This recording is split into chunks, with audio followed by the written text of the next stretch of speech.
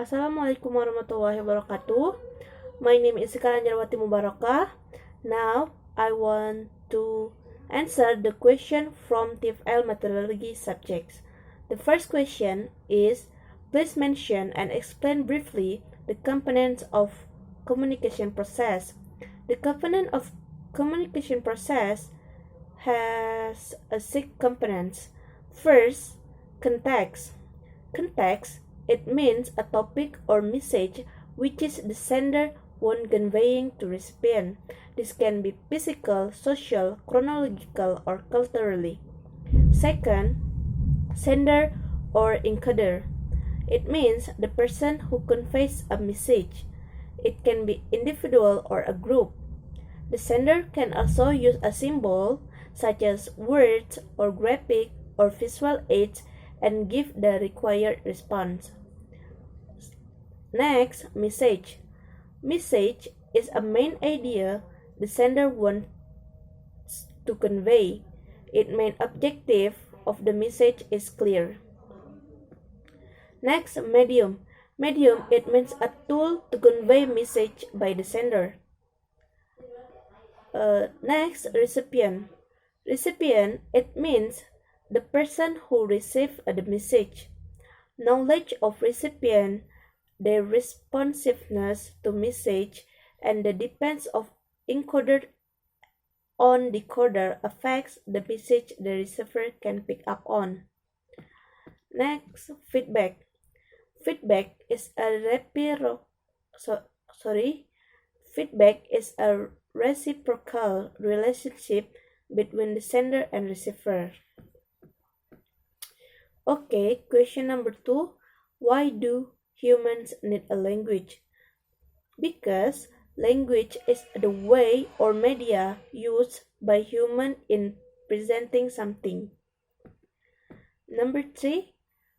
Please give your opinion about the period, Dutch period, Japanese period, and independence periods of English teaching in Indonesia. What do you think the best English teaching period? In Dutch times, English teaching was only to Dutch children and the children of a few selected local officials and people with good relations. In my opinion, during this period, teaching of English in Indonesia didn't make English develop and grow well in Indonesia because only a small proportion of local people, Indonesia, could learn English. In Japanese period of teaching English, English lessons are not taught at all. In my opinion, this period is the worst period in the history of English teaching in Indonesia. Last, in independence period of teaching English in Indonesia. At the beginning of independence, English was the first foreign language studied in Indonesia. English also plays an important role in the world of education because it's a compulsory subject taught in school. In my opinion, this period made a big change for Indonesian society. In my opinion, this period made a big change for Indonesian society about knowledge in English that could be used in various interests such as economy, politics, education, and the media. Of course, I choose independence period in teaching English because it was taught to all levels of society. The question number 4. In your opinion, what is the status English compared to Indonesian nowadays? In my opinion, the status English compared to Indonesian is more dominant because English is an international language which is used in many interests such as economy, education, and others.